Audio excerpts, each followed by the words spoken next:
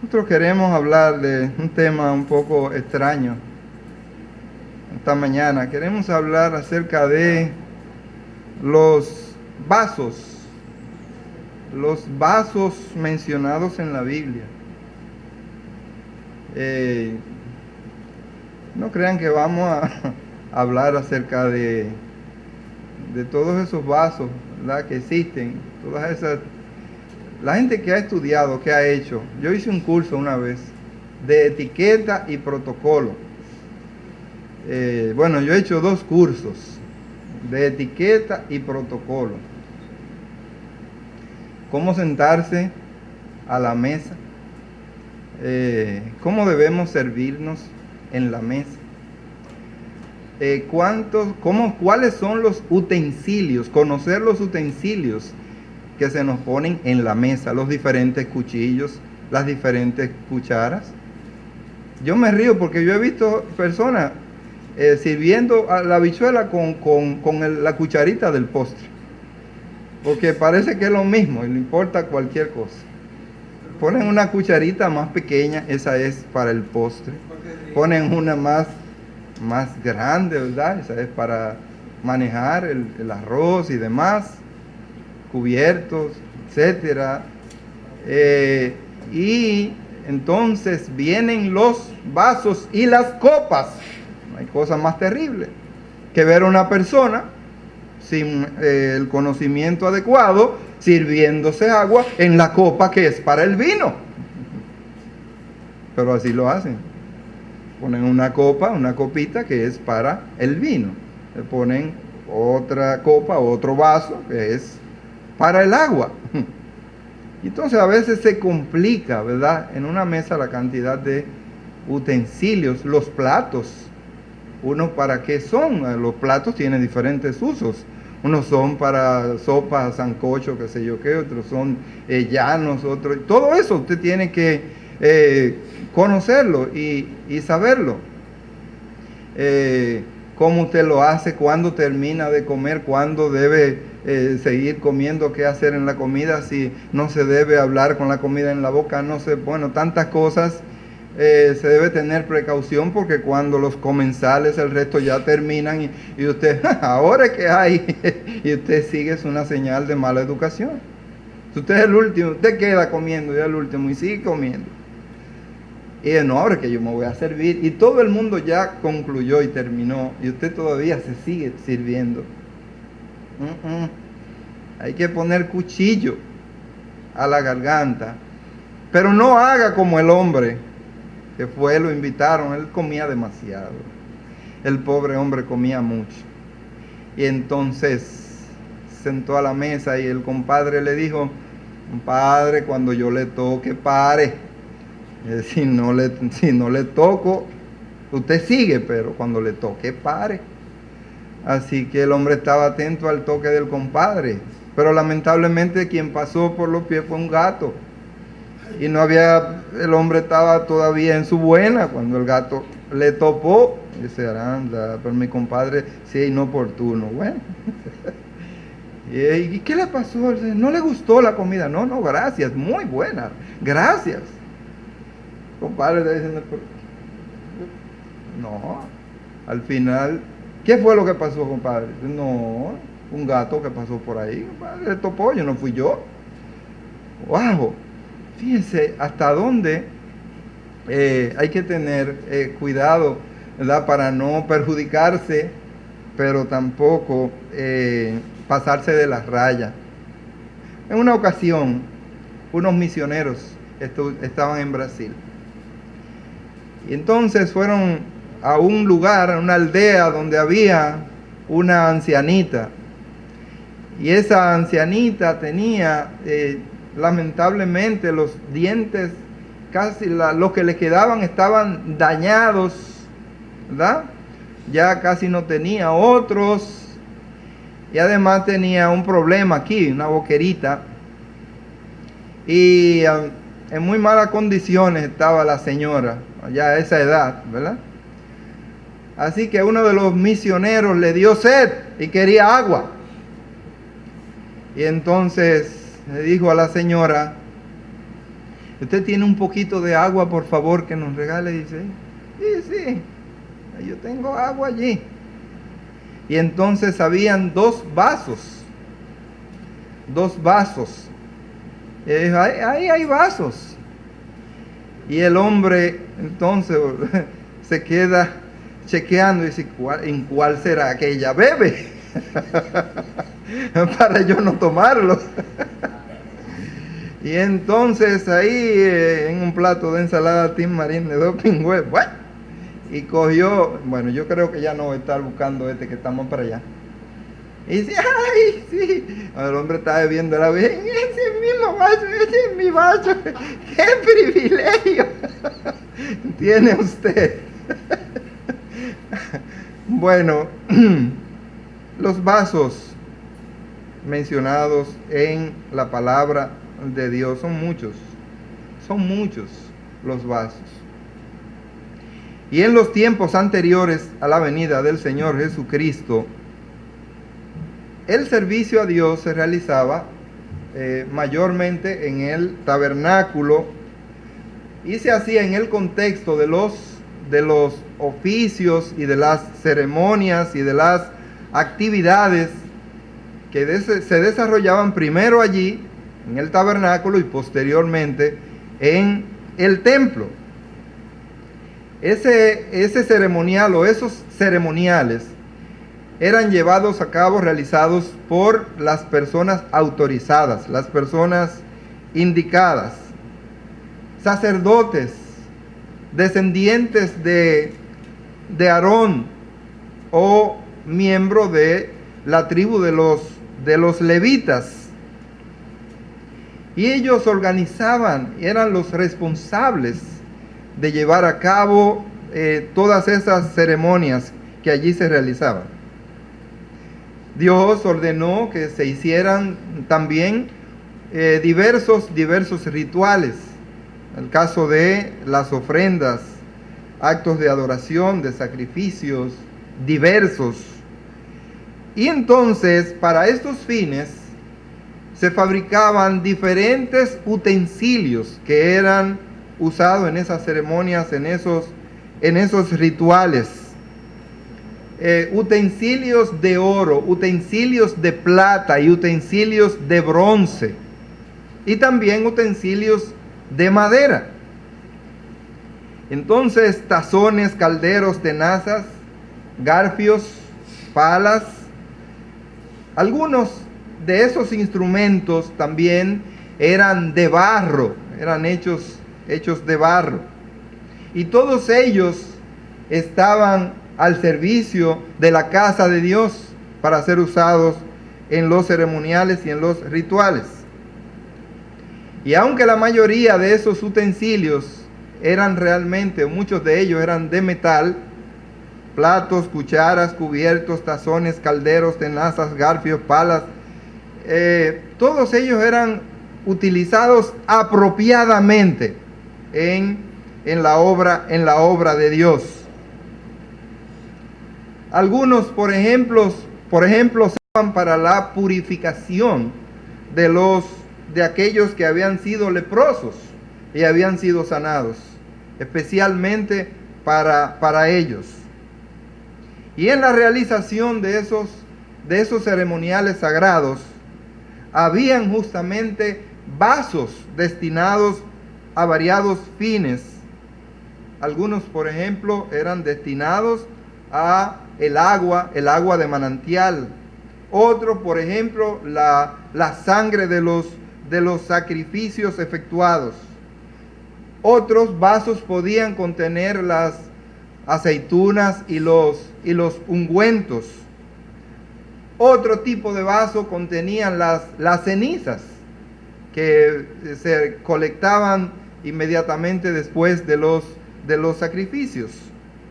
Otros vasos contenían entonces el incienso aromático y también los perfumes de las diferentes especies. Y todos y cada uno de ellos serán considerados entonces los vasos de Dios, puesto que cada uno fue preparado, fue escogido justamente para el servicio en la casa de Dios. Hay un pasaje maravilloso que dice la Escritura aquí en segunda de Timoteo,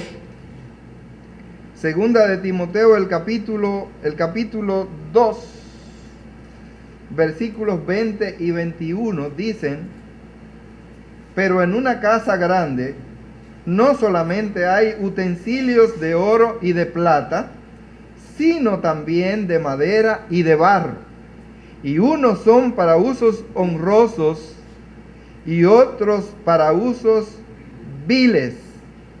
Así que, si alguno se limpia de estas cosas, será instrumento para honra, santificado, útil al Señor y dispuesto para toda buena obra.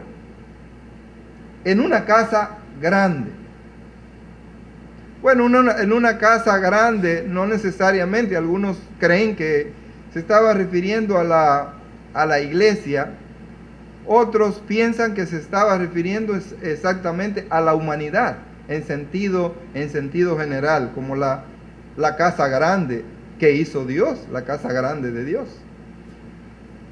Pero lo que aquí podemos ver es que hay una clasificación.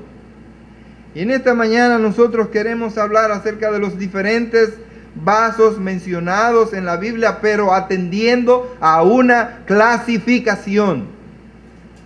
En primer lugar, nosotros vamos a ver estos vasos clasificados primero por su naturaleza. Pero antes de que entremos en detalle, vamos a orar. Padre bendito, Dios de amor, gracias te damos, Señor, en esta mañana por tu palabra preciosa. Gracias por las ricas enseñanzas que tú nos das a través de ella. Y en este momento, Padre, somos vasos en tus manos para que tú, Señor, te glorifiques a través de nosotros. Ayúdanos a ser ese utensilio donde otros realmente también puedan beber de nosotros, beber para salvación y beber también para edificación de sus vidas.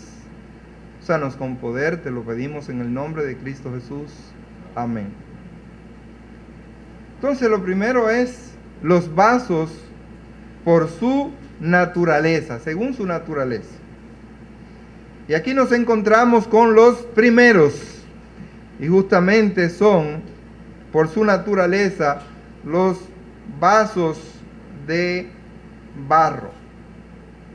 Si usted se detiene a observar cómo es el trabajo de un alfarero, la delicadeza que debe tener, la pericia de un alfarero para hacer esos vasijas, esos utensilios, esos vasos de barro, el profeta Jeremías se quedó absorto, ¿verdad?, mirando esta realidad, y producto de ello, entonces el Señor lo inspiró para hablarnos un poco de lo que es el alfarero y el barro. En el capítulo 18 de Jeremías, los versículos del 1 al 6 dicen: palabra de Jehová que vino a Jeremías diciendo: levántate y vete a casa del alfarero, y allí te haré oír mis palabras.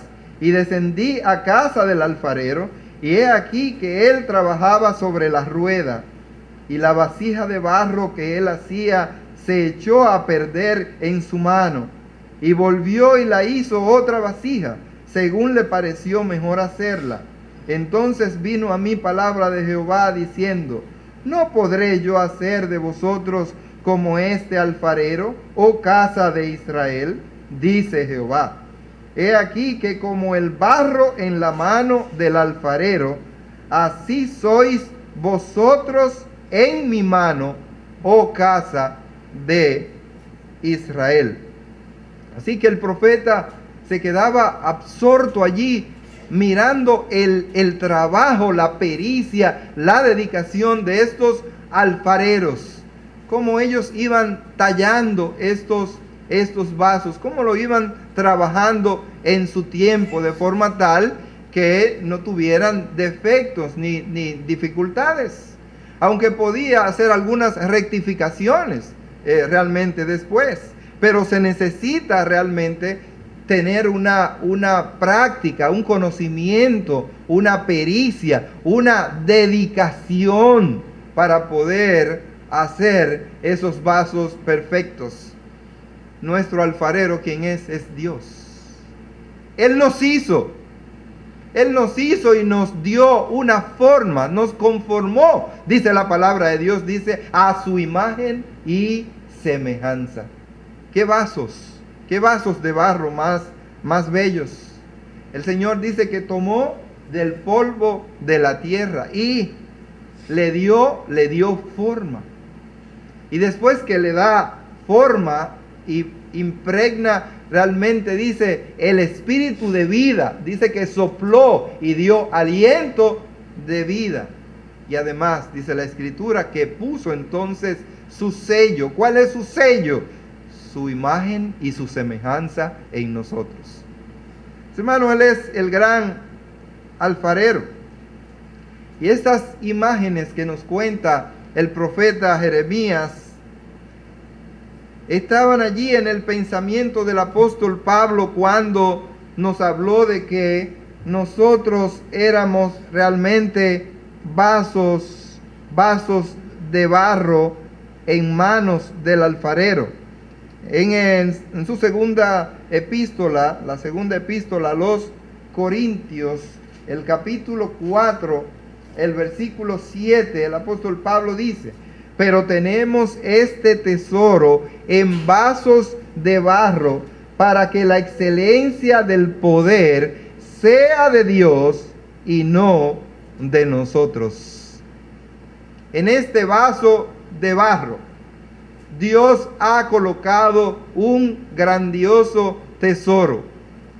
Ese grandioso tesoro que Dios había colocado era justamente la preservación y lo que es la salvación del alma y la vida eterna. Dios ha colocado ese precioso tesoro en estos vasos de barro. Y dice Él, para que la excelencia del poder sea de quién, sea de Dios y no de nosotros. Hermanos, ¿cómo Dios puede venir como un experto alfarero y transformar nuestras vidas, unas vidas de barro, unas vidas que están llenas de dificultades, de imperfecciones? ¿Y cómo nos coloca dentro ese gran tesoro? ¿A alguien se le ocurriría guardar, por ejemplo, sus millones y millones de pesos o sus prendas más costosas en un cofre, en una vasija de barro y ponerla en un lugar cualquiera? No, porque sabemos lo que sucede. Nosotros sabemos que con tirarla fuerte se va a abrir y entonces todo va a quedar al desnudo. Hermano, el hombre hoy no tiene componte. Se diseñan cajas especializadas a prueba de muchas cosas. Ustedes no se imaginan. Por ejemplo, esas gavetas donde están incrustados el dinero en los cajeros automáticos. No quiera usted saber todo lo que se ha inventado y se ha hecho, y de repente nos encontramos con un individuo que viene y la abren y se llevan el dinero y nos dejan el almazón allí. Hermano, es terrible. Por eso nosotros trataríamos de salvaguardar y proteger las cosas valiosas, ponerla en un lugar seguro. Eso lo hacemos nosotros, pero ¿qué hace Dios? Dios coloca su tesoro, lo coloca en nosotros. Cuando abrimos las puertas de nuestro corazón a Cristo, Él coloca ese tesoro en nosotros. Ahora, ¿por qué Dios lo coloca en nosotros? Porque la seguridad y el poder no es de nosotros, sino de Dios. Por eso dice la palabra que nosotros estamos en las manos de Jesucristo y a su vez estamos en las manos del Padre. Estamos seguros porque Él nos tiene seguros. No porque nosotros podemos brindar realmente esa seguridad.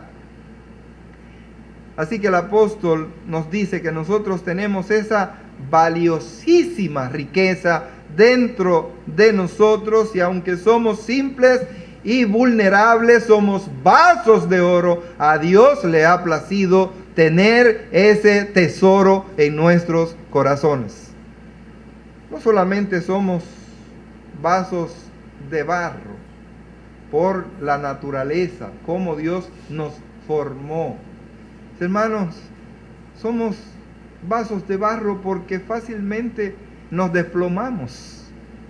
Nos desplomamos físicamente, nos desplomamos espiritualmente, pero también nos desplomamos emocionalmente. Podemos estar dando saltos bien contentos, bien alegres, y alguien nos dice algo, viene una noticia y ya eso nos acaba. ¿Sabe por qué? Porque somos vasos de barro. Somos muy sencillos. Por eso Dios tiene que mantener su mano, protegiéndonos, cuidándonos, porque fácilmente nos desintegramos. A usted fácilmente le entra una gripecita y esa gripecita se le convierte en una neumonía, esa neumonía, una bronconeumonía, y sigue el proceso, y cuando usted viene a ver, usted se muere de una simple gripe, porque somos vasos de barro. Un mosquito, un animalito bien diminuto, algo, pero mire, cuando eso viene y se pega, ¡guau!, de una vez. ¿Sabe por qué? Porque somos vasos de barro. ¿Qué pasa si un mosquito se le pega a esa pared? Pues no va a pasar nada. Él ni siquiera va a intentar entrar su ponzoña. Él la entra aquí. ¿Por qué? Porque hay porosidad, porque somos vasos de barro. ¿Y cómo vasos de barro podemos estar desprotegidos? Como estos vasos de barro podemos andar desnudos a la intemperie. No podemos. Tenemos que estar resguardados y protegidos. ¿Qué es lo que sucede con los osos? Dios le ha creado a los osos un traje especial. Sobre todo aquellos que viven en el glaciar, allá en el intenso frío. Y usted lo ve ahí, ellos tranquilos, no necesitan, y una cantidad de grasa que le permite, ¿verdad?, sobrevivir por cierto tiempo, por mucho tiempo. ¿Y usted cree que ellos se están muriendo del frío allí? No, ellos no se están muriendo del frío, porque el Señor le ha preparado un traje, una coraza especial, porque sabe que también ellos forman parte de los vasos de barro, en su condición, ¿verdad?, como animales. Hermanos, somos animales que nos enfermamos, que tenemos sensibilidad. Fácilmente somos como velas encendidas, dice la palabra de Dios. Ahora estamos encendidas y ahorita ya somos prácticamente como la niebla, que ahora está, pero de repente ya no está. Somos vasos de barro. Y qué interesante que podamos reconocer que esa es nuestra naturaleza. Usted no es Superman. Usted no lo han hecho de acero inoxidable. A veces yo jugando, ¿verdad?, le digo a alguna gente, no, yo soy hecho de acero inoxidable. No entra nada. No me da frío, ni me da calor, ni me da hambre. Y entonces alguien me dijo una vez, yo creo que te está volviendo loco. No somos de acero inoxidable. Somos de barro. Somos vasijas de barro. Pero el apóstol Pedro dice algo más en este sentido. No solamente como dice Pablo que somos vasijas de barro, sino que Pedro ahora nos dice, por si acaso, recuérdense también, por si se les ha olvidado, dice el apóstol Pedro en Primera de Pedro, el capítulo 3, el versículo 7, dice la Escritura, vosotros maridos, igualmente, vivid con ellas sabiamente, refiriéndose a la mujer, dando honor a la mujer como a vaso más frágil y como a coherederas de la gracia de la vida, para que vuestras oraciones no tengan estorbo. Ahora el apóstol Pedro nos dice, ustedes no solamente son de barro. Por si acaso usted se cree ahora algo más importante, más lindo, déjeme decirle que ahora ustedes también son frágiles, vasos frágiles. Y cuando hablo de vasos frágiles, me acuerda una frase que me decía a mi mamá. Mi hermana a veces se ponía a decirme cosas o a mofarse de mí o lo que sea, y yo comenzaba a llorar. Y mi mamá me decía, mire hombre, usted es el hombre, usted es el varón, ¿qué es lo que está llorando ahí? Ah, usted está ahora como el vidrio de Belén. Y yo le decía, mamá, ¿y cómo es el vidrio de Belén? Que si lo miran se rompe. Así que es tan delicado, es tan frágil, que no se puede mirar. Y déjeme decirle que así hay personas tan frágiles que no se pueden mirar. A veces usted está mirando a alguien y fácilmente le dice, ¿qué me mira? Yo te debo. ¿Qué es lo que me está mirando? Mira, pero si me está mirando mucho. No se puede mirar. Hermano, porque somos tan sencillos, somos tan frágiles que hasta una mirada nos afecta la forma en cómo nos miran. Y la verdad es que a veces hay miradas que rompen vidas, y hay otras que rompen corazones. Hay unas que rompen vidas, pero hay otras que rompen corazones. Y entonces, en esa instrucción, mi mamá era completa, una maestra completa. Y entonces me decía, usted sabe, una mirada, aprenda una mirada picardiosa. Y yo, ¿qué es lo que es eso? Una mirada picardiosa.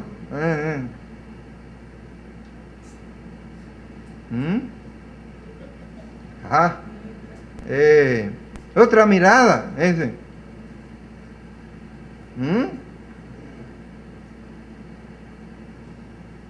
Acompañada de un gesto. Hay miradas y hay miradas, ¿verdad? Hay miradas que rompen corazones y hay otras miradas que rompen vidas. Por ejemplo, si a un joven le hace esto, o una mujer, váyase de ahí. ¿Qué busca ahí? Le cortó el hilo, no los ojos. Le cortó la respiración. Hermanos, entonces tenemos los vasos frágiles que son afectados hasta por una simple mirada. Dice de la mujer que es el vaso más frágil. Cuando dice que es vaso más frágil, quiere decir porque nosotros los seres humanos sencillamente somos también vasos frágiles. Pero en la mujer nos encontramos que es el vaso más frágil. ¿Qué quiere decir eso?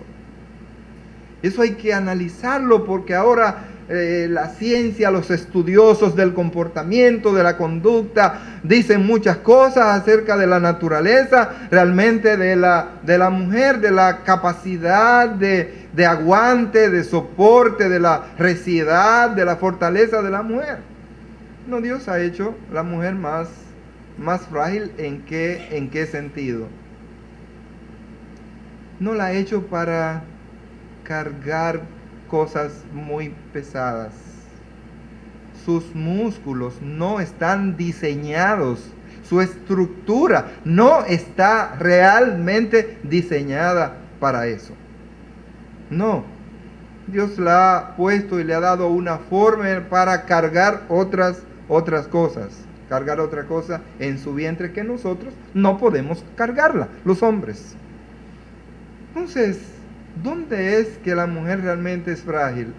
Pero no es simplemente en el aspecto físico, porque si fuera en el aspecto físico, ella resiste, la mujer resiste muchas cosas más que nosotros. Por ejemplo, el dolor. El umbral del dolor normalmente en la mujer está mucho más elevado.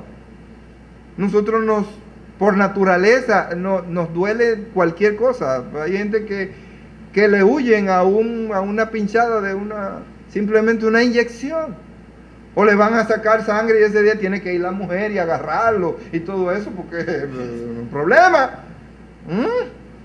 Porque nos duele cualquier cosa, pero la mujer tiene resistencia, una capacidad de resistencia. Su umbral para el dolor es mucho más elevado que el de nosotros los hombres. ¿En qué es que entonces es frágil? Es frágil porque tiene sentimientos muy nobles. Tiene sentimientos muy nobles y también muy sensible. Hay palabras, hay cosas que fácilmente las hacen llorar. Mientras que el hombre puede resistir más fácilmente una palabra. Me dice, mira, tu hermano, tu que sé yo quién, acaba de morir. Bueno, lo siento, me da mucha tristeza interna, pero tal vez no voy a reaccionar inmediatamente como la generalidad de las mujeres, porque se lastima fácilmente. Por eso una palabra áspera a ella, eso es más que un golpe, las lastima, pero muy, muy fácilmente y muy profundamente, porque son sensibles en ese sentido. Son vasos frágiles que tenemos que tratarla con mucho cuidado. Si alguien le dice, mira, esta es una caja de loza, de vaso, de lo que sea, pero es de cristal, entonces usted no la va a tirar y la va a poner allí debajo de las baterías, ¿verdad que no? Usted no le va a poner las baterías arriba. ¿Por qué? Porque las va a romper. Los va a romper. Lo colocamos en un lugar especial, lejos del peligro, lo protegemos y lo ubicamos allí separadito. Cuando nosotros compramos huevos, ese es un problema en el súper.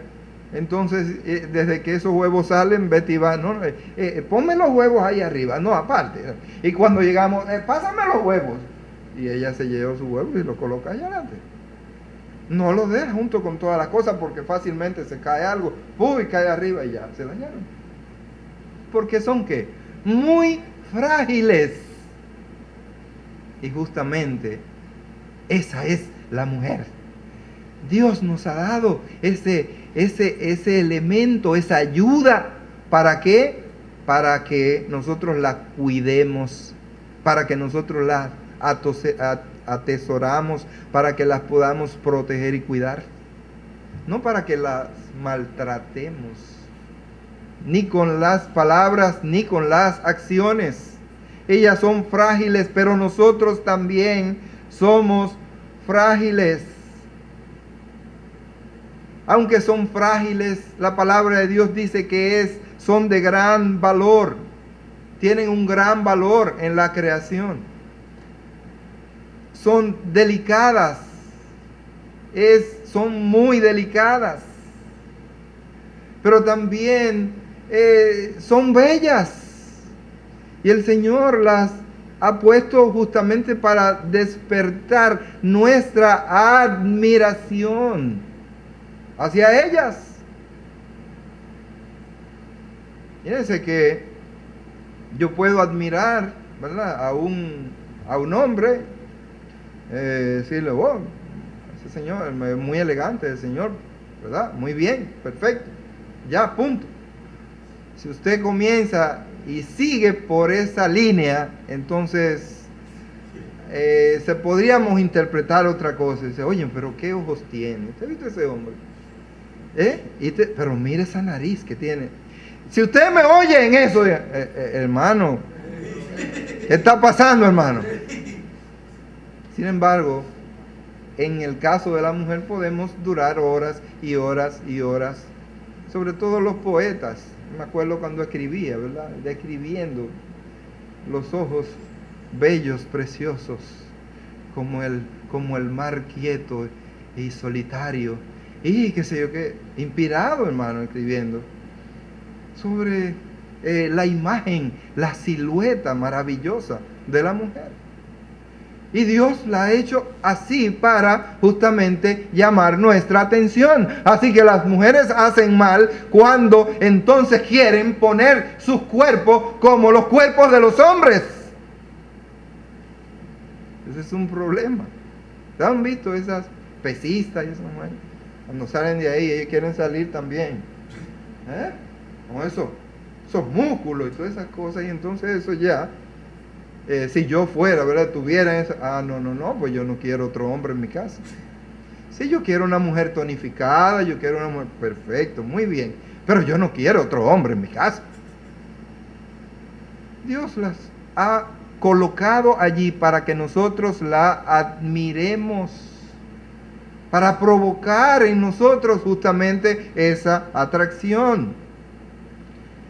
Pero se rompen fácilmente. Fácilmente se pueden romper con una palabra desproporcionada, inadecuada, con un gesto indebido, con una acción. Son delicadas y así debe ser el trato de nosotros los hombres justamente para con las mujeres.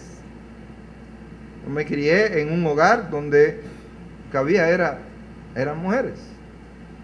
Primero mi mamá, mi hermana y después una sobrina, mujeres, que yo era el único hombre allí.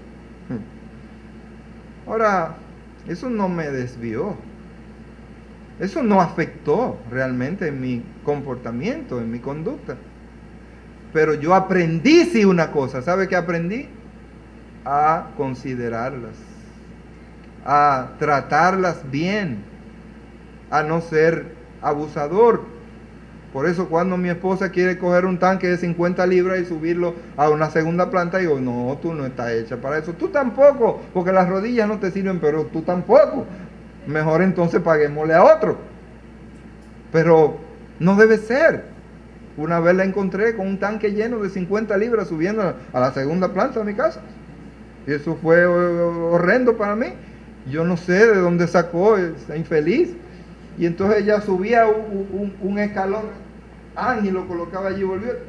Yo, pero Dios mío, a subirla allá arriba. Y si no llego pronto, cuando viene a ver está rodando con todo y el tanque por las escaleras. No están hechas para eso.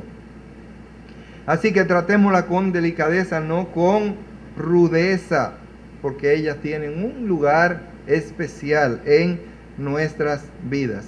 Y esta sección es exclusivamente para la mujer, justamente porque nos acercamos al día ¿de qué?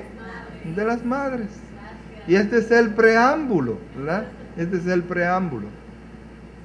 Mis queridos, no solamente vemos allí vasos según su naturaleza, sino también veamos los vasos por su condición.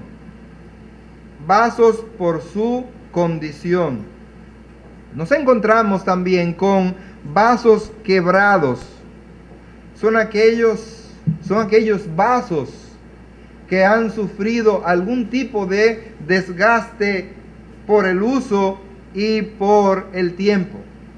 En los rituales habían algunos vasos sagrados que por el constante uso ellos entonces se desgastaban y habría que someterlo para otra vez reconstruirlo lo que se podría reconstruir y ayudarlos a transformar. Mis hermanos, a veces en el tiempo, en el servicio a Dios. Estos vasos también se desgastan. Por eso tenemos que preocuparnos, que colaborar, contribuir, proteger y cuidar para que nuestros vasos, que son útiles en nuestras vidas espirituales, para que esos vasos no se desgasten tan fácilmente. Y a veces, ¿cómo se desgastan los vasos? Cuando nosotros usamos ciertas sustancias, por ejemplo, muy caliente, excesivamente caliente, puede afectar a esos vasos. O alguna sustancia que los pueda manchar, que los pueda, también afectamos esos vasos. Y esos vasos entonces hay que protegerlos, hay que cuidarlos. Tenemos que mantenernos vigilantes y orando por esos vasos que nos sirven y que son útiles para nuestras vidas, para que no se quiebren, ¿verdad?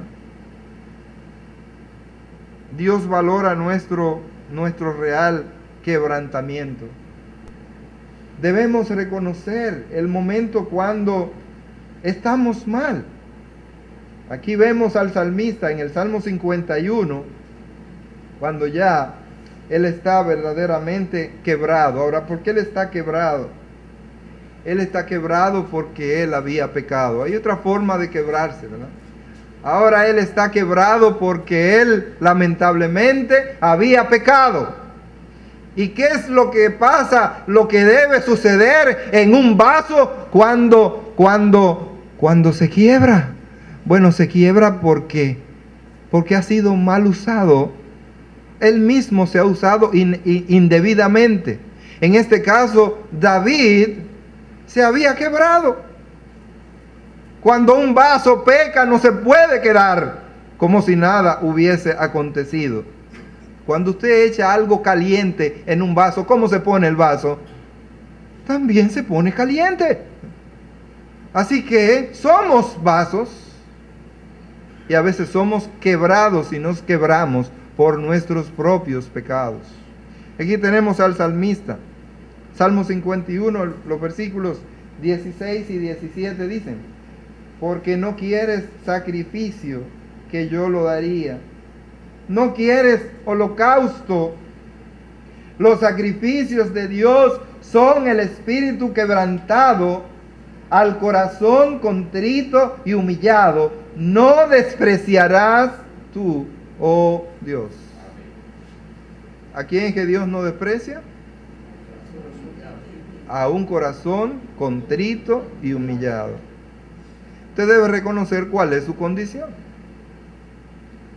Usted no debe presentarse ante Dios sabiendo que no está bien, como si todo estuviera bien.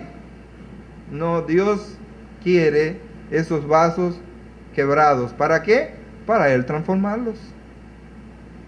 Hermano, si usted le duele algo, pero usted privando en que es fuerte, hermano, ¿y cómo se siente? No, a veces un pequeñito dolorcito, pero eso no es nada.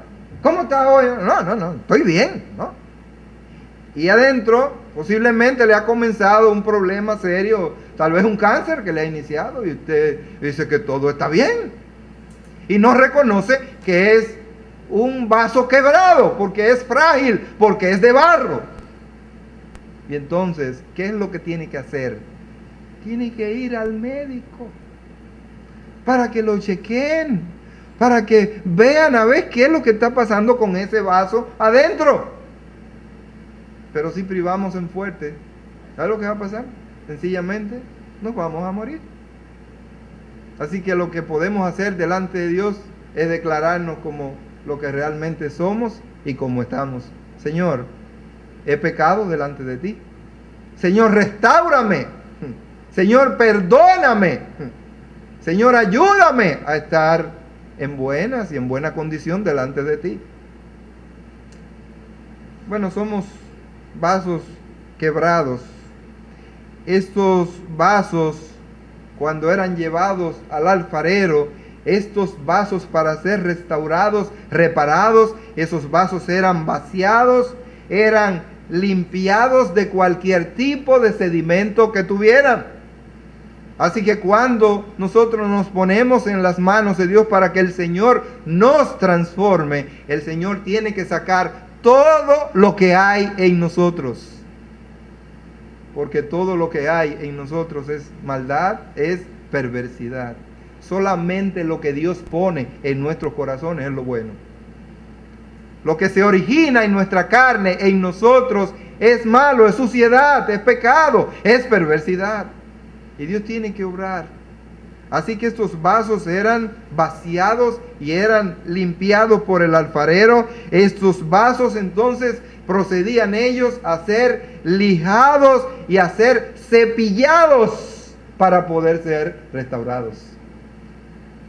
Déjame decirle, en nuestras vidas, Dios tiene a veces que comenzar a lijar. Y déjeme decirle que la lija es un roce que nos afecta, a veces nos duele. Cuando Dios comienza a lijar para perfeccionar, para volver a tallar, quitar en nosotros una mala forma que hemos adquirido, eso duele. Así que esos vasos eran lijados y eran cepillados. Bueno, a veces pasamos por momentos en que Dios nos está lijando y está cepillando nuestras vidas para producir entonces esas transformaciones. Y en el proceso de reconstrucción, el alfarero usaba otra cosa. ¿Qué usaba el alfarero? Él buscaba una sanguijuela. Y entonces en la sanguijuela, él la mataba y la aplastaba y utilizaba la sangre de la sanguijuela y la mezclaba justamente con el barro para producir cohesión, para producir fortaleza. Bueno, era un proceso terrible. ¿Y qué significa esto? ¿Qué significa esto? Todos esos símbolos tienen una enseñanza en el plano espiritual, hermanos. Para ser nosotros regenerados y restaurados, nosotros tenemos que acudir, nosotros tenemos que ir directamente a la sangre de nuestro Señor Jesucristo, la cual nos limpia de todo pecado. Si no acudimos allí, si no vamos a Dios en arrepentimiento y fe por esa sangre derramada por nuestro Señor Jesucristo, entonces no somos restaurados. Eso tenía que hacer el alfarero en todo este proceso de restauración. Por nuestra condición, entonces, podemos llegar a ser vasos quebrados. Quebrados en el tiempo por el uso. Por el uso tan excesivo. Pero también quebrados en el tiempo por la falta de uso. A mí me enseñaron cuando estudiaba contabilidad que las cosas pierden valor por el uso, por el desuso y por el mal uso. Si usted las usa demasiado, entonces pierde valor. Ahí te puede cambiarle un aceite a un vehículo y dejarlo ahí paradito, no moverlo, y dejarlo un año parado. Pero ¿qué le dicen? No, que cuando usted vuelva, y si lo vuelva y tiene que cambiar ese aceite. ¿Qué pasa con las turbinas de los aviones? No tiene que ver dónde tú fuiste. Tú puedes ir a Pekín, tú puedes ir a donde sea, nada de eso tiene que ver. ¿Qué es lo que tiene que ver? Las horas trabajadas. ¿Cuántas horas trabajó? Ya. Hay que desmontarla para repararla. Ay, pero mira que todavía luces nuevas. Eso puede ocurrir en un vehículo. Mira esa transmisión, muchacho, mira, eso está nuevo. ¿Cuántos años tiene? La transmisión tiene 15 años, pero ahora es que eso está bueno. No así, con las turbinas de los aviones. 20.000 horas, 20.000 horas de uso, ya. Hay que repararlas, hay que hacer un trabajo con ellas. Hermanos, nosotros nos desgastamos por el uso, pero también por el mal uso que nosotros hacemos de nuestras vidas. Nos desgastamos por nuestro mal uso. La forma en cómo alimentamos nuestros cuerpos, la forma en cómo tratamos a nuestros cuerpos y a nuestras vidas en sentido general. Pero también por la falta de uso. Cuando no ejercitamos, por eso Pablo le dice a Timoteo, ejercítate en la piedad, haz ejercicio en eso, trabaja en eso. Porque cuando el hombre está ocioso, está listo para que lleguen a su mente todos los malos pensamientos y todos los pecados. Por eso debemos ejercitarnos en la fe. Hermanos, por nuestra condición somos vasos quebrados, pero ahora también vemos que hay algunos vasos de deshonra. Esos vasos de deshonra son vasos que sus hechos y sus actitudes desprestigian y desacreditan el nombre de Dios. Son vasos que no dan un buen testimonio de la profesión que nosotros hemos hecho. Son vasos que no tienen un comportamiento adecuado frente a Dios. Somos vasos que damos lástima y pena ante el mundo. Somos vasos que opacamos la figura de nuestro Señor Jesucristo. Tenemos unos casos. Tenemos el caso de Elí, que era ¿quién? El sumo sacerdote. Y Elí tenía, dice la Biblia, dos hijos, ¿verdad? Ofni y Finés. Ellos eran también sacerdotes. Ahora, ¿qué hacían ellos? Ellos estaban allí en el templo y los hermanos traían sus sacrificios y ellos le decían, dame ese, espera, dame. No, pero que démelo, le dije yo. Y se lo comía a ellos primero. Y se imponían, eran unas atrocidades. Igual sucedía con las mujeres. Él tomaba las mujeres que iban a la adoración a Dios. Dice el capítulo 2, los versículos 2 en adelante, dice, los hijos de Elí eran hombres impíos. Óigame, eran sacerdotes en el templo, pero eran impíos. Oiga bien, eran impíos, es decir, no se habían convertido a Cristo. Y no tenían conocimiento de Jehová. No tenían conocimiento de Dios a pesar de que eran hijos del sumo sacerdote.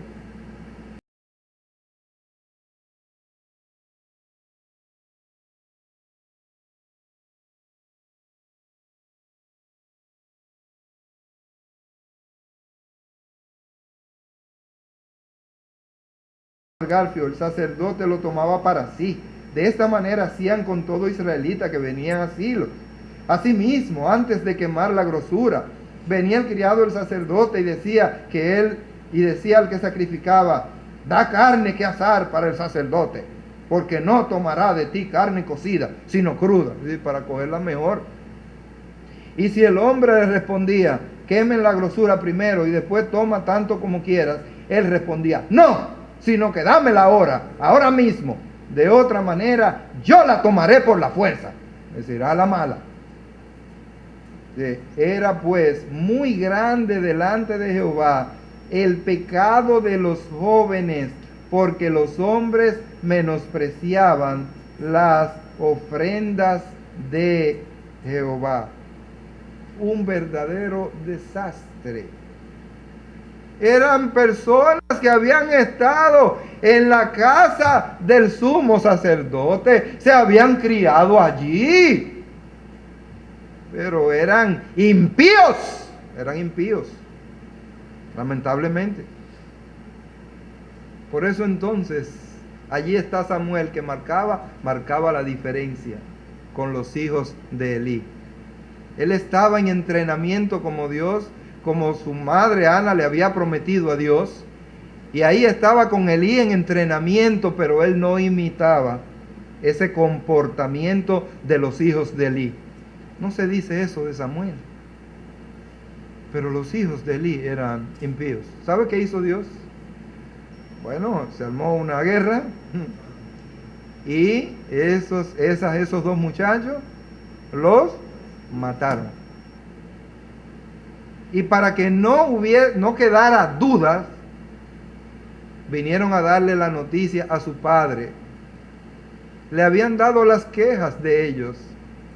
Y el padre lo que decía era: ay, muchacho, hombre, pero no sea así. No. Y ellos haciendo de las suyas. Era un padre consentidor. Cuando vinieron a darle la noticia: tus hijos murieron. ¿Sabe qué pasó con él? Era un hombre muy pesado. Se fue para atrás, se cayó y se desnucó. Y dice la Biblia: y también murió Elí. Dios se llevó a Elí y Dios eliminó a los dos hijos. Hermano, ese es el mismo Dios en que nosotros creemos. No es un Dios distinto, diferente. Es el mismo Dios. Es el mismo Dios. Los hijos de Elí y también Elí deshonraban el sacerdocio. Hermano, ¿de qué manera a veces nosotros deshonramos el nombre de Cristo?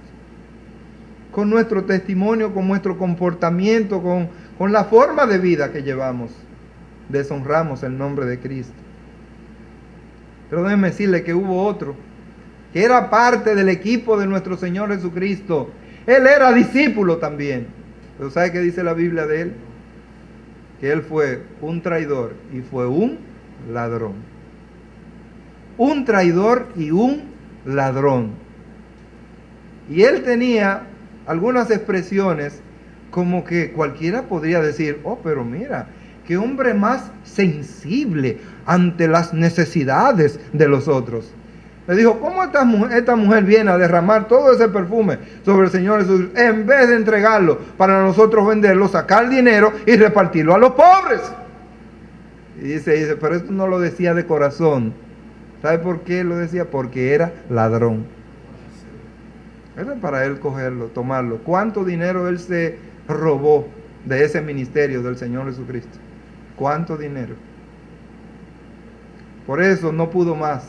Y ya al final, cuando lo entregó y le dieron lo último, que eran las 30 piezas de plata, ¿sabe qué hizo? Las arrojó. ¿Sabe por qué? Por un peso y un cargo de conciencia enorme que él tenía, pero no para arrepentimiento.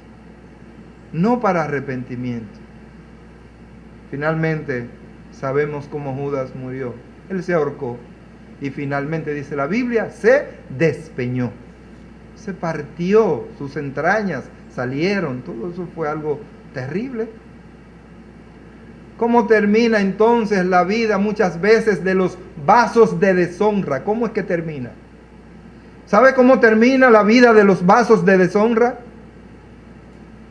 Lamentablemente termina en la muerte.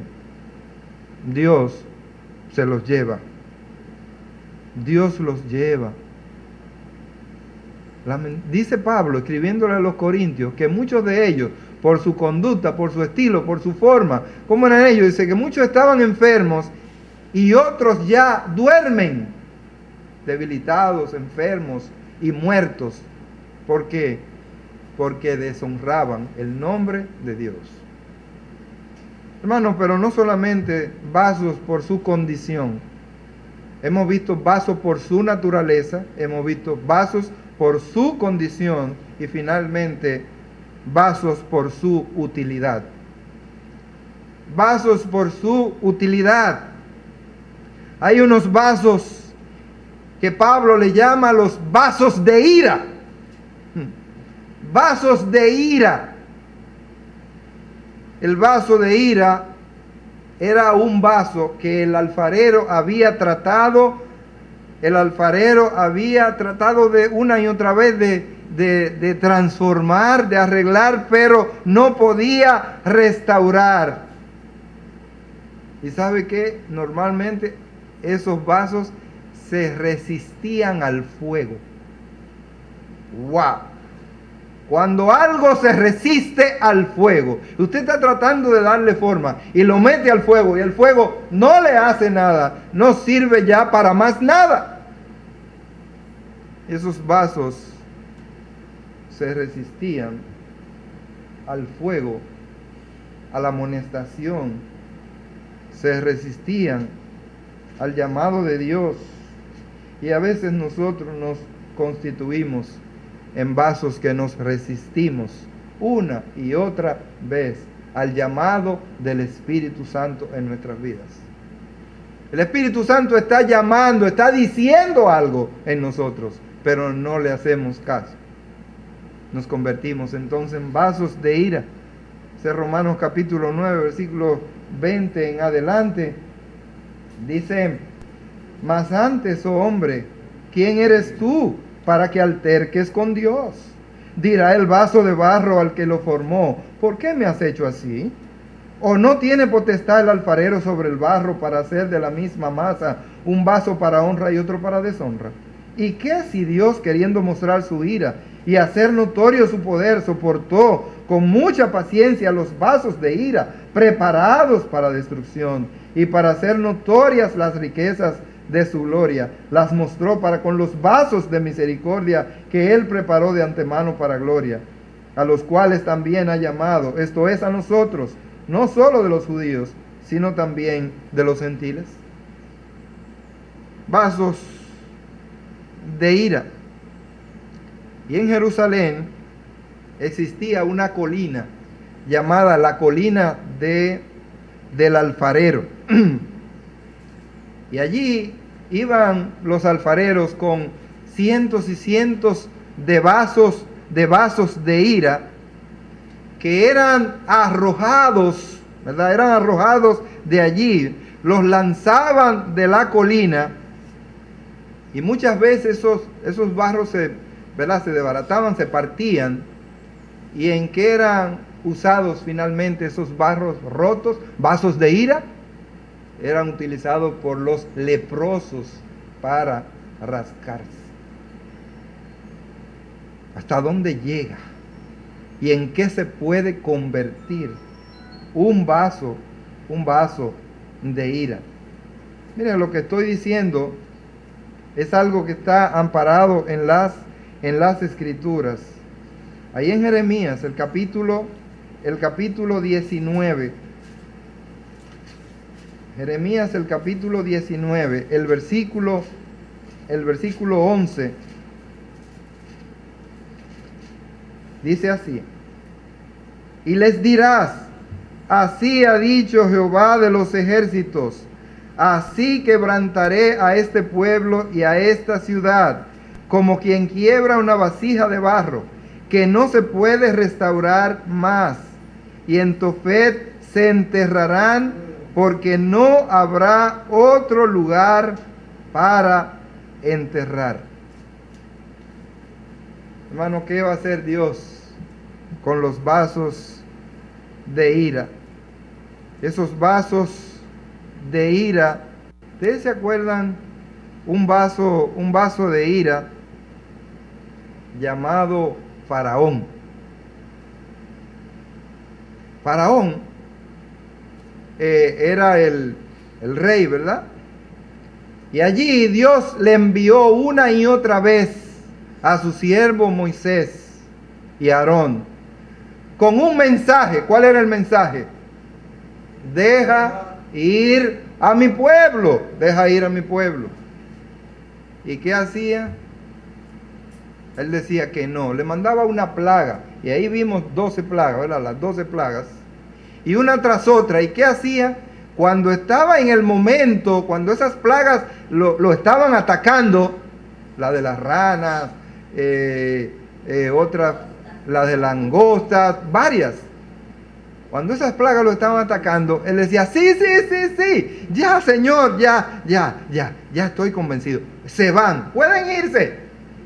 Pero dice de que iban saliendo, inmediatamente comenzaba a perseguirlo. ¿Y sabe dónde murió ese vaso de ira? Ese vaso de ira murió ahogado en el mar. Porque hasta allí estuvo persiguiendo al pueblo de Dios. Un vaso de ira.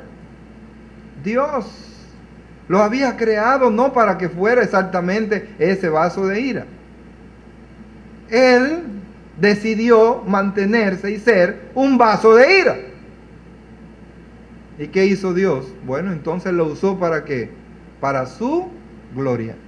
¿Y cómo Dios se glorificó a través de un vaso de ira? A través de las obras portentosas, de las señales que Dios dio. Y el hombre pudo ver hasta el día de hoy que ese es el Dios verdadero, el Dios todopoderoso en quien nosotros creemos. Él usó este vaso de ira, finalmente un vaso para destrucción. Bueno, pero no solamente están los vasos de ira, sino también están los vasos de honra. Los vasos de honra. En los tiempos antiguos, en la entrada de la casa, habían esos vasos para que los visitantes, las personas que llegaban cansados y sedientos, pudieran tomar agua fresca. Y ellos podían tomar directamente estos vasos y tomar agua fresca, que aliviara su sed, aliviara de alguna manera su cansancio. Así que estos vasos eran los llamados vasos de honra para estos caminantes. Estos vasos estaban dispuestos, tenían una disposición rápida, no había que buscarlo, fregarlo, prepararlo, no, estaban listos, estaban allí para ser utilizados. Esos vasos muchas veces también eran colocados a la entrada del templo para que las personas pudieran realmente utilizarlos. Vasos de honra. Vasos que honran a los que están en casa, a los que visitan a casa, pero también vasos que honran cuando están en el templo en la adoración a Dios. Son vasos que honran el nombre de Dios en todas partes. Tanto en el templo, dentro del templo, son reverentes, son vasos que realmente tienen un comportamiento correcto. Son vasos de honra. Son vasos que están atentos para la ayuda del hermano que está buscando en las escrituras el texto. Son vasos que están listos para ir y colocar a los visitantes en una silla, que se sienten cómodos, que oigan la palabra de Dios. Son vasos que están listos, dispuestos para las necesidades del templo. Son vasos que honran el nombre de Dios. Vasos honrosos. Estos vasos son esos creyentes que con su fe, su obediencia y con su buen testimonio mantienen en muy alto el nombre de Dios. Vasos de honra. Déjenme decirle que esos vasos tenían también unos usos muy delicados. En esos vasos también se echaban el diezmo del grano. El diezmo que le correspondía a Dios del grano, de la cosecha. Estos vasos también eran usados para llevar allí, echar allí las ofrendas en el templo. Eran vasos sagrados para Dios. Hermano, y tú debes ser ese vaso de honra. Ese vaso sagrado para Dios. ¿Cuál fue el versículo que nosotros dijimos ahorita? ¿Dónde estábamos los versículos para memorizar? ¿Cómo era el versículo? ¿Ya se les olvidó?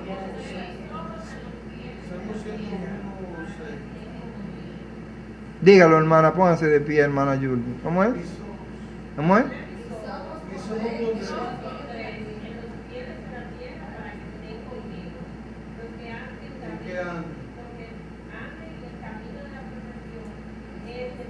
este me servirá. ¿De qué estamos hablando? Vasos de honra. Son los vasos que realmente le sirven a Dios, no son los vasos de deshonra. Son vasos en los cuales nosotros podemos beber el agua de la salvación que Dios ha provisto para la bendición de todos los hombres. Vasos honrosos, vasos limpios, vasos que pueden servir, prestarse para realmente el uso que han sido destinados. Hermano, ¿sabe para qué tú has sido creado? ¿Sabe para qué tú viniste al mundo? Para servir a Dios. Tú viniste para que seas un vaso de honra. Ahora, ¿en qué te has convertido? ¿En qué te has convertido? Hemos visto muchos tipos de vasos, ¿verdad? Vasos de ira, hemos visto vasos de deshonra, hemos visto vasos frágiles, vasos quebrados. ¿Cuántos tipos de vasos hemos visto? Ahora, hay otro tipo de vaso que es mencionado en el texto. ¿Sabe cuál es el vaso? El vaso de misericordia. Ese vaso de misericordia, entonces ya esos no son los colocados solamente en las casas cuando llegaban las personas. Esos vasos de misericordia eran colocados en el camino para que las personas que fueran por allí pudieran utilizar esos vasos y beber agua, aún aquellos que no tenían que ir a la casa, a visitar a la casa. Esos vasos de misericordia también eran para los caminantes. ¿De qué nos habla? Nos habla de nosotros como vasos de misericordia. Y eso nos lleva a pensar en aquel vaso de misericordia que iba por el camino. Y allí en el camino, unos ladrones atacaron a un caminante, lo hirieron. ¿Y qué hizo el vaso de misericordia? Ese vaso de misericordia lo tomó, se lo echa prácticamente al hombro. ¿Y sabe qué hace? Lo lleva antes de echárselo al hombro, le dio los primeros auxilios. Porque él también llevaba algunas medicinas naturales, como en ese tiempo, aceites y cosas, ungüentos. Y así que la gente, como andaba a pie por esos caminos, llevaba esas medicinas naturales para si le pasaba algo podía untarse, una picada de un animal, lo que fuera. Así que este hombre que andaba preparado usó de esos ungüentos y se lo tiró al hombro, le vendó ahí rápidamente, le curó la herida y lo llevó a donde un mesonero, a un mesón. ¿Para qué? Para que lo atendiera allí. ¿Y sabe qué le dijo él al mesonero? No importa, haz todo lo que tengas que hacer, gasta todo lo que tengas que gastar, que yo te lo pagaré. Yo vuelvo y te lo pago. Y así fue, volvió después, se volvió de nuevo a ver cómo estaba la persona y seguro que cumplió su palabra y pagó, cubrió todos los costos. Hermano, en este mundo, lamentablemente, por las condiciones del mundo, casi se terminan los vasos de misericordia. Si hay un accidente o alguien se le tira en su vehículo, un motorista sobre todo, se cae, usted acelera porque dice, es una trampa. Eso es para que yo me detenga y vengan otros.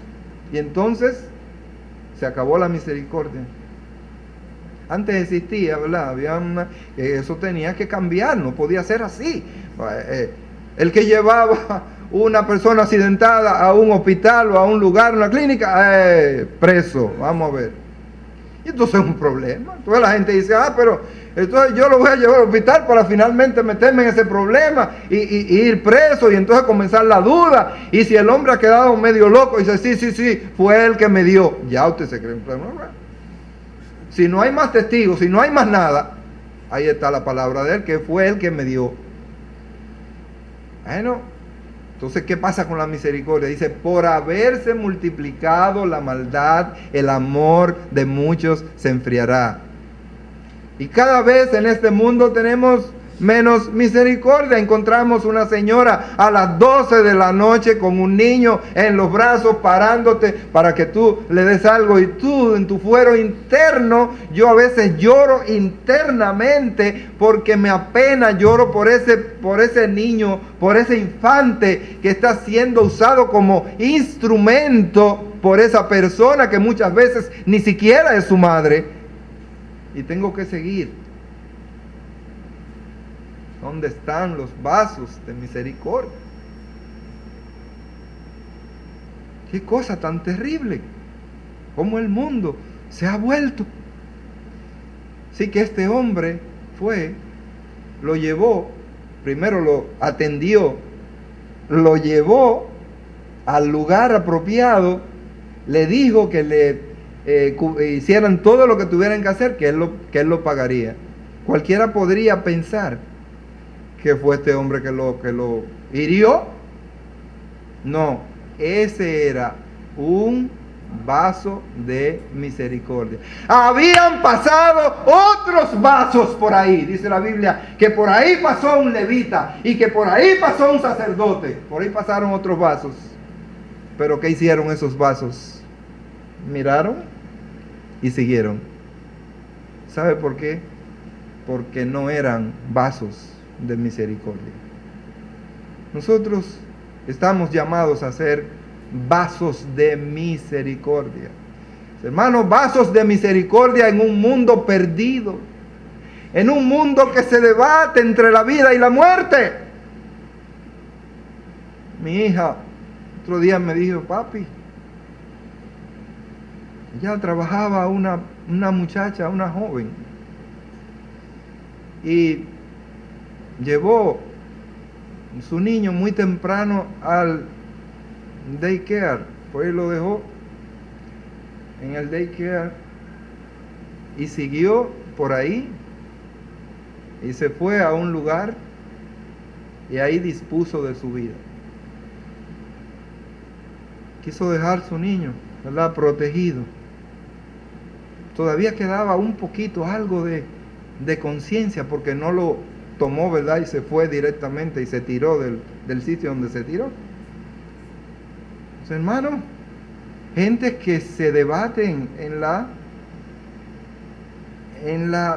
maldad, en la violencia, en el sufrimiento. Son cosas terribles, hermano.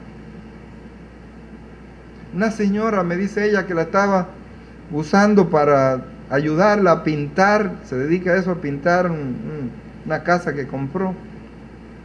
Ella le dijo: doña, dígame, ¿qué le doy para qué? ¿Algo de comer? Dice: no, yo no como.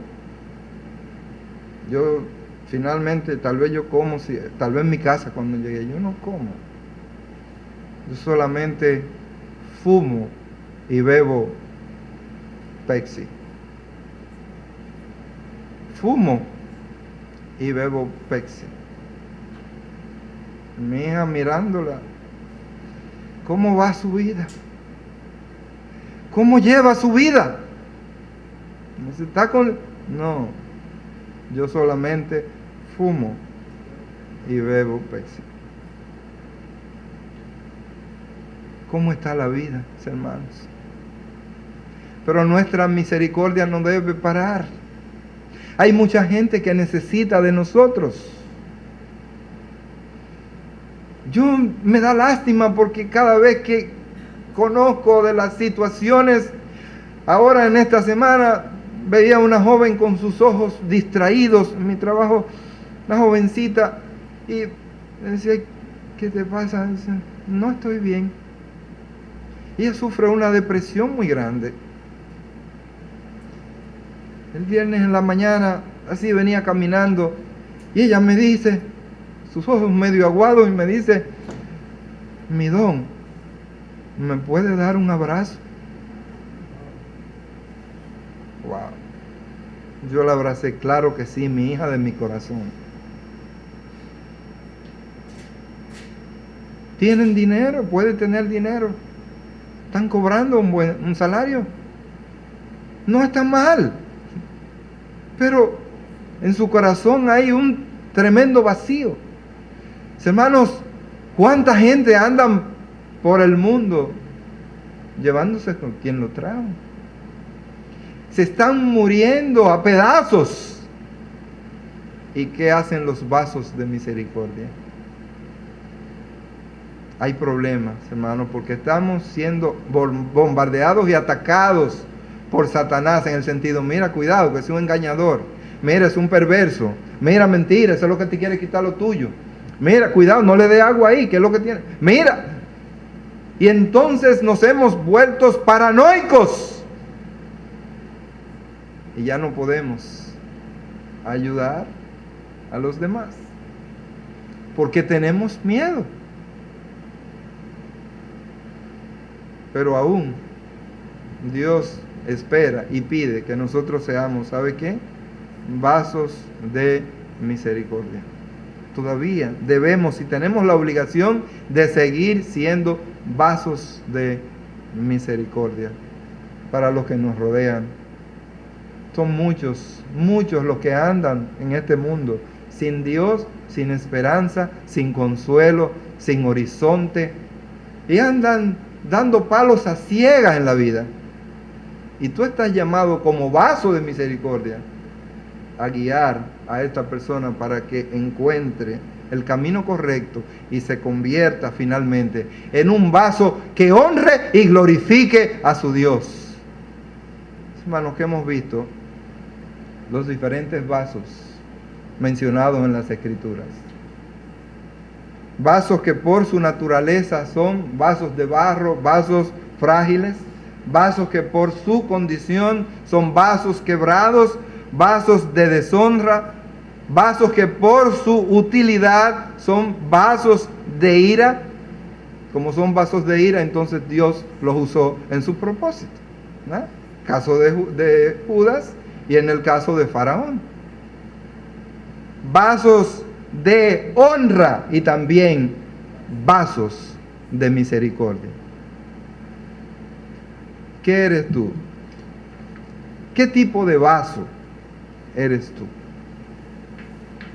Si tú te fueras a juzgar realmente a la luz de la palabra de Dios, ¿qué tipo de vaso eres tú? Por nuestra naturaleza, todos somos vasos de barro. Todos somos vasos de barro y vasos frágiles. Pero en tu condición, ¿qué tipo de vaso eres? Y por tu utilidad, ¿qué tipo de vaso eres? ¿Estás sirviéndole a tu Dios? ¿Estás honrando a tu Dios? ¿Eres un vaso realmente de misericordia para con los otros?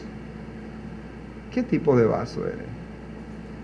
Si todavía no eres un vaso útil, tú puedes pedirle a Dios, Señor, yo quiero que me hagas un vaso de honra, un vaso útil para tu gloria. Ayúdame, Señor. Yo por mí mismo no puedo transformarme, pero tú sí puedes transformarme y pasar a ser entonces un vaso que cumpla su propósito. Esos vasos, algunos, como dijimos, están colocados en las casas, en lugares visibles, para prestar una ayuda. Otros vasos colocados en los caminos.